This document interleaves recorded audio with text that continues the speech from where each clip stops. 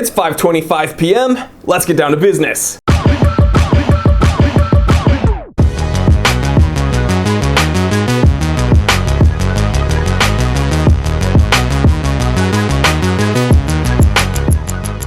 Everything you need to know about chronographs in 3, 2, Louis Monnet invented the first ever chronograph in 1816. Nicholas Matthew Rieussec invented the first commercialized chronograph in 1821. Now you may be seeing a theme here, neither of those chronographs could be worn on the wrist. 1913 marked the essential beginning for the wrist-worn chronograph timepiece when Longines invented the first ever watch that could display the time of day and a chronograph complication. Shortly thereafter, Breitling developed the first ever chronograph with a dedicated pusher to actuate the complication. Fast forward to 1941, Breitling secures a patent for the first ever wristwatch-based slide rule, allowing for even more functionality to be had with their chronographs. By the time the 1960s rolls around, there's a full-on battle amongst manufacturers to see who can be the first one to develop the first automatic chronograph. Seiko, with their 6139 automatic chronograph, comes out of left field and beats all the Swiss watchmakers, bringing that watch to market in 1969. Zenith brings their El Primero automatic chronograph to market shortly thereafter, making this the first ever high-beat automatic chronograph with a 36,000 BPH frequency. Now, something else was going on in the 1960s in regards to chronograph watches: